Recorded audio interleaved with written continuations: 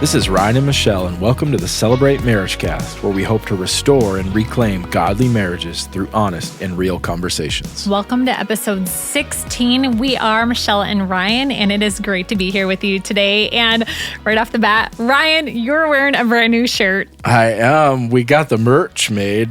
Well, Actually, for Ryan. It was my Christmas present, so. Do you want to tell them? So if Yeah. you're watching on Spotify or on YouTube, you can see this, which is really fantastic, and you should watch it. But if you're on Google Podcasts or Apple Podcasts, we need to explain it. So Ryan, tell them. So I've said this multiple times throughout the shows here about this idea of our thoughts and what you think about, you'll be about. And that's what the shirt says. So for Christmas, Yeah. I couldn't resist.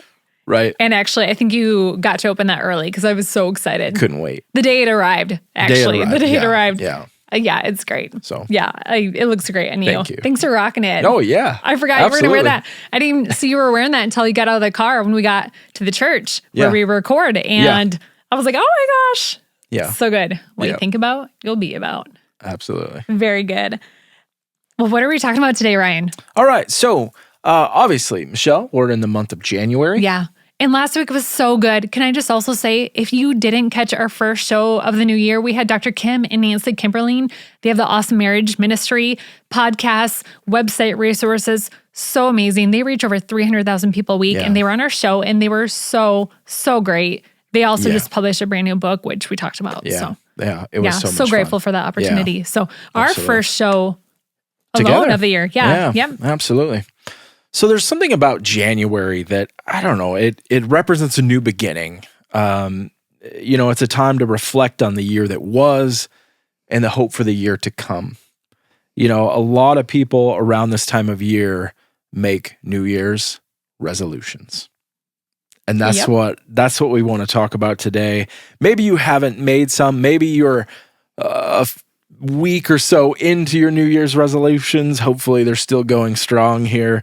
But maybe you haven't yet. And, usually these resolutions revolve around fitness of some kind, like, I'm going to exercise every day for 100 minutes. Drinking 90 ounces of water a day. What a silly decision that was. Right. That's one of them that you're doing right now. Yeah. Absolutely. So, but we're going to kind of help you look at this idea of resolutions through really some other areas of your life.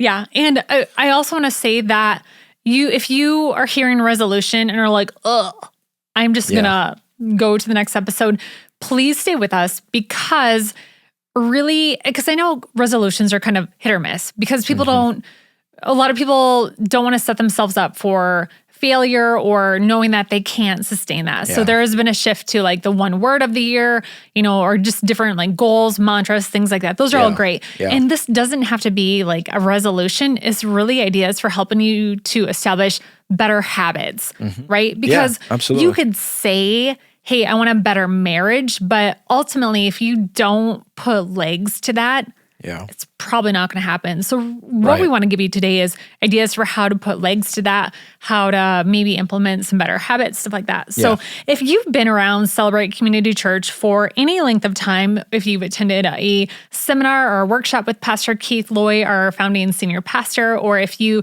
have heard, there's been a number of conferences, church planters conferences, special events, I think probably even on the weekend, this message has been done. He has talked about the 3 circles of his life, or the 3 like metaphorical priority balls. And you may have seen this illustration of 3 softballs in a glass vase. And there are also some pebbles, stuff like that. And the illustration is so profound because what happens is there's this big glass vase. And when you put all of the pebbles in it, it gets, about a third of the way full. And then if you try to put the softballs in there, the third one does not fit. Yeah. Like you can keep trying and trying. It doesn't fit. It rolls out of the vase. But it's this big cylinder vase. But what happens when you put the 3 softballs in first and then you pour in the little sand pebbles? They all fit. It all fits. Perfectly. Yeah. So this concept of figuring out your 3 priorities, putting those in first. And as Pastor Keith says, when your yeses are yes, like all of your no's are so much easier. It's just so easy to then start saying no to things or really determining what you do when you have those three big rocks, those three balls in place. So the ones that he talks about are first, person, yourself as a person. And we did the book with Robert Paul, The 9 Lies That Will Destroy Your Marriage. And one of the big things that he talked a lot about in that book was like self-development, self-leadership. Because if you're not complete as a person, if you're, I was going to say if you're dysfunctional, we're all dysfunctional. But if you're struggling in certain areas, you really can only give out what you have. So it is important to try to work on that self-leadership. So who are you as a person? We're going to talk about each of these areas. Who are you as a partner and then parent? Those are in the same ones, but we are going to put those as 2A and 2B. Partner first, parent second. And then profession. Who are you as a professional person? So we're going to look at each of those today. And in each of those areas, we're going to ask you a couple of questions. What went well in 2023? What would you like to change this year in 2024? And how do you want this year to be different? So what went well? What would you have changed? And how do you want this year to be different? And then final question, what is the first step? Again, going back to those habits. Yeah. So what do you want that first step to be? You got to put action to it. I think, Michelle, that last one is super important. That what's the first step? Yeah. Not what's the whole plan. What's your first step? You don't have to know the whole staircase either. You just have to take a step. Yeah, I think that's where a lot of, as we talk about resolutions, goals, habits, whatever title you want to put on it, I think we get caught up. I do. I know this happens to me of like, well, I want to know X, Y, and Z when I really just need to take that first step. Sure. Point yourself in that direction. Yeah. Because I think what happens is a lot of us fall into this trap of using those famous words of like, I don't know. So I want to change my marriage. And then, so you talk about what's the first step. I don't know. There's something though that you've said around our house, and this is annoying. Yeah, at times. It's super annoying, but I will tell you that it's changed. It's changed me. It's changed the way that I look at certain things. And this is gold. I'm telling you, write this down. What would you do if you did know? Classic, right? It's so good though. So for example, if you came and said, well, Michelle, how do you think you could fix XYZ problem? And I said, I don't know. Well, what would you do if you did know? Well, I don't know. Well, what would you do if you did know? Well, I would probably do this. And then maybe I would do that. And usually you can come up with some really good things. Absolutely. Yeah. Pushes you. It pushes you. And it kind of lowers that barrier to like being wrong, right? It's like, hey, well, what if you did? Like all of a sudden you kind of just start like coming up with ideas. Right. And oftentimes it's a good idea, So anyway, first step, that's super important. But let's jump in. Let's jump into what these priorities are. All right, let's do it. So the first one, person. You are a person. Right, Michelle? We are. Yeah. You're a person. Yeah. I'm assuming all of you are persons. I mean, maybe people's dogs are listening, but for the most part, we're all people. Right. And so if we're all people, we need to take care of ourselves. So ask yourselves these questions personally. What went well for me? What would I change? How does this next year look different? Michelle kind of touched on this, but personal growth is so important. It's that old, adage that a battery can't put out what it doesn't have. And if you're not taking care of yourself as a person, your marriage will struggle. Your relationships will struggle. These things will struggle because it's so important. It's a lesson that I learned last year in 2023. So, I mean, as we're kind of getting real on some of this stuff, and as I'm asking myself these questions, I realized how easy it is when it gets busy, and last year we had a lot of things come up, and how easy it is to fall out of the routine, to fall out of the things that I know that I need to do, to take care of myself, Yep. to, lower stress, to do those things. When it gets busy, you find yourself not doing them.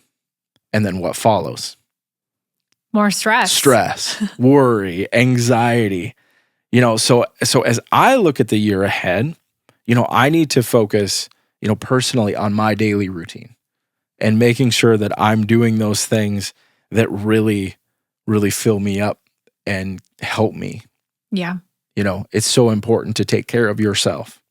Yeah. Ryan, I feel like you do a lot of those things really well. And just, I don't know if you're planning on sharing what you do. You're pretty humble. So I feel like you probably maybe weren't. But can I share some of the things that you do? Sure. So every morning when I wake up, I see Ryan we have a chair in the corner of our bedroom by like our dresser, and you're over there. It's still dark. I usually get up a little bit later than Ryan, the lamp's on, and Ryan's over there rolling on some frankincense or some, essential oils, and then he'll do a meditation. Yeah. And at some point are you in the Word in the morning? Some type, yes. Yeah, usually in the Bible app. The Bible app. Yeah. And then at night, you will read scripture in your like hard copy of the Bible. Yeah. Ryan will get home from work at night and do a workout. Yeah. Sometimes you'll do a sauna session over lunch or something. Mm-hmm. You had stopped that a little bit when you had your leg injury and trying to get back into that. So workout after work almost every day. I would say 99% of the days you're doing a workout, because that's kind of your release and transition from work to home life. But that's like your outlet. It's kind of good reset to take care of your physical body. Yeah. And then you're reading, you're writing in your journal of things that you're learning. And then you're usually reading, I've shared this before. There was, a couple of years where you're reading 100 plus books a week, or not a week. That would be incredible.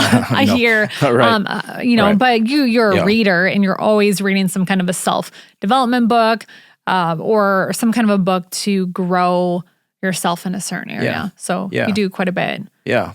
I think those are important, to take care of yourself. And, the like I said, the trap is when life gets super busy and you don't do those things. Yeah. First things to go. And then you're like, oh, those are actually the things that were maybe helping me to be a little more, in control. And then you're like, why am I so stressed? Mm-hmm. Yeah. Right. Yeah. Yeah. So, take care of yourself. Number 2, you're 2A, you're a partner, you're a spouse, so again, as you ask yourself those questions, what went well? What would I change? What do we need to do different? How is this year going to be different? There was a point, Michelle, you referenced the Kimberlings. There was a point when we were doing this that something just like hit me. And I think it probably is the Holy Spirit just convicting me of something. They talked a lot about spiritual intimacy and the importance of that, in a marriage. Yeah.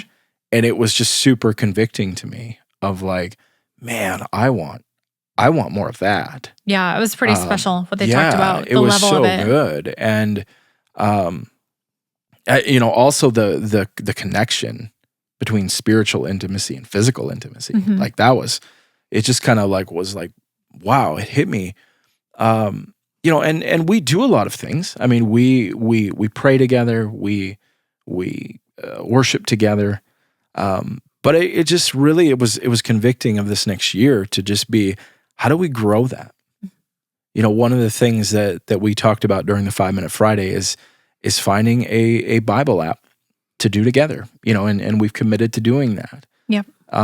That's super exciting, and then as we just look for ways to deepen that relationship, that spiritual intimacy.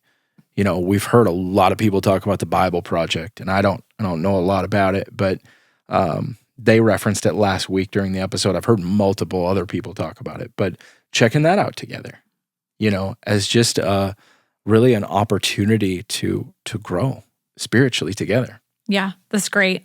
That's great. So the first circle there is person. The second 2A is partner. 2B is parent. So this one I think is really important to remember that it comes second for a reason. So your kids need you to have a strong marriage. Your kids look to that. Trust me. Like, I think that especially when kids are young, there's a tendency to, well, my kids are my priority, but if you have a strong marriage, your kids are going to benefit. Yeah. They are going to benefit so much. It's just so important. So please, please, please work on your marriage and your kids will benefit from that. So that's why it's 2B. So what went well this past year, and then what do you need to change? For us, last year and this year is just, we're looking at a year of transition. We had a lot of really great experiences. Yeah. Our family, our teenager and our son, he's 8, almost 9. We took them to Europe. We traveled 4 countries. That was incredible. Yeah. We just decided, you know what? We don't buy a lot of things. We really try to invest in experiences. So a lot of people said, oh, so did just you and Ryan go? And we were like, no, actually we brought our kids, which maybe would sound so daunting to people, but they were so great. And it was so great. So we had a lot of really great experiences with them. We talked even before Christmas about how we've stopped buying so many, gifts and things, but we really try to invest in experiences. So, but this year is going to be a year of transition, and, oh my gosh, I don't want this feeling in my throat. I feel like I'm already getting choked up and I haven't even started talking about this. But if you know a part of our story, you know that when I met Ryan, he was a widower with a sweet baby girl. And so after we were married, I was able to adopt Ella. They had lost Megan, amazing person, Ryan's wife, Ella's mom, to cancer at a very young age. So after we were married, I was able to adopt Ella, and we just have the most amazing bonus family now because we're still connected to them. But I was thinking about this, Ryan, our entire married life, like we didn't get married, and it wasn't just us. It was you, me, and Ella. Mm-hmm. And so now she's a senior and she is going to graduate and go to college. And I think that it just really makes us realize how quickly time goes and how precious that is. Yeah.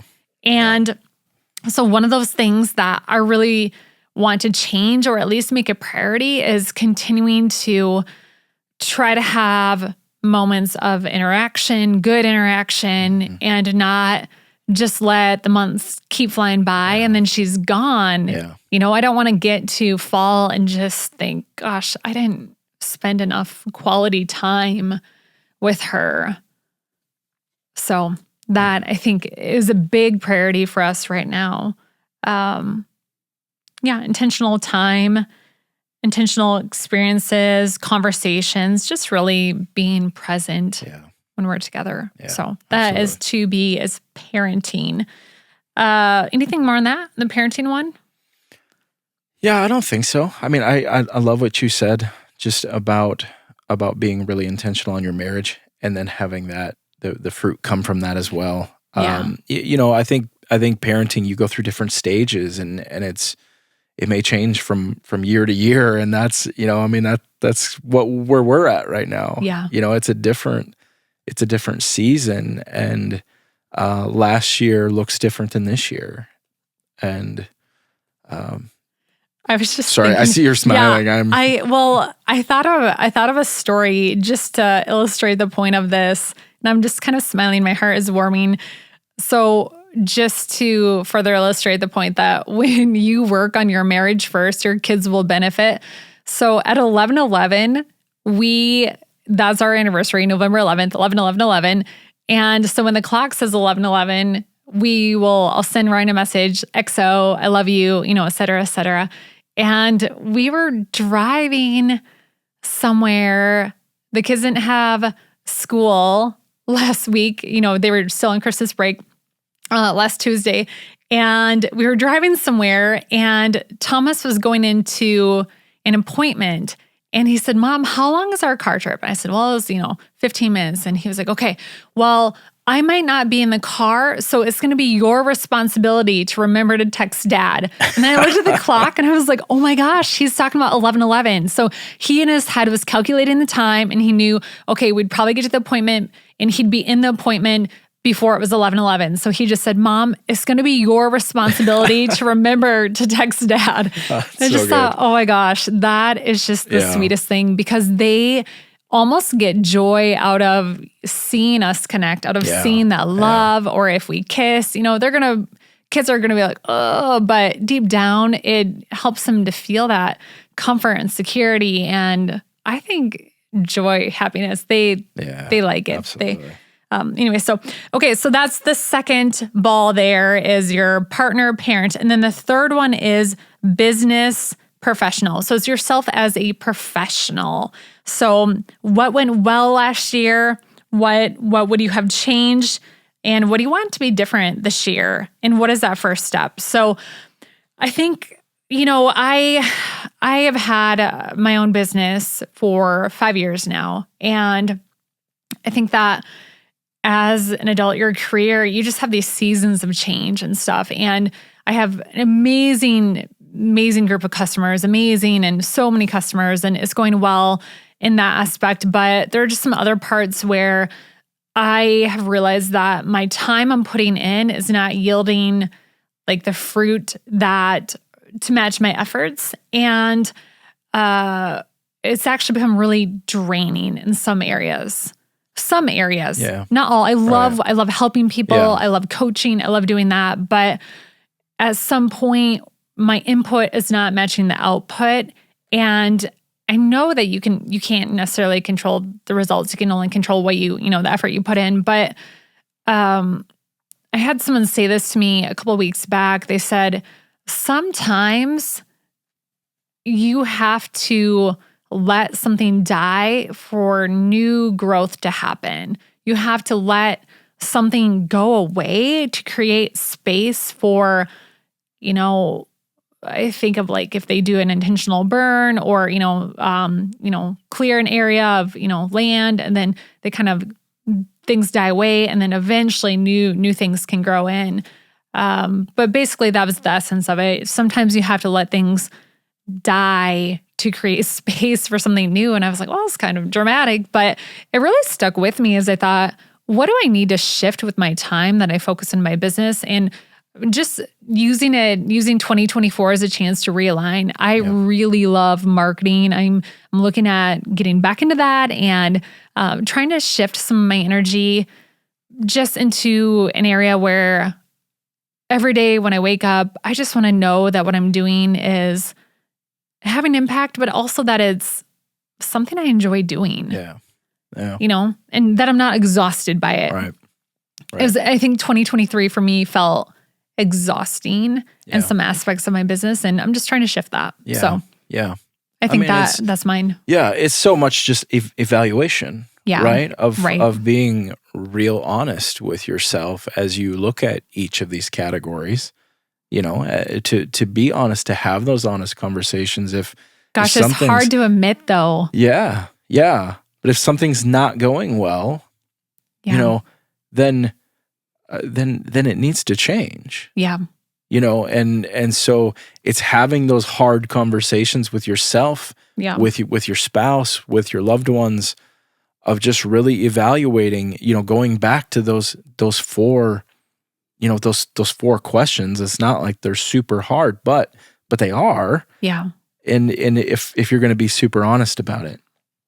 Yeah, I think it's hard to, and maybe this is where talking to your spouse about it is, because my tendency is just to keep pushing. But at what point for me is like, I'm just going to push myself to total exhaustion, So what point, and you've been so supportive, but it's hard to have those honest conversations and really step back and be able to see, okay, this area of my professional life, I think I just need to change. Right.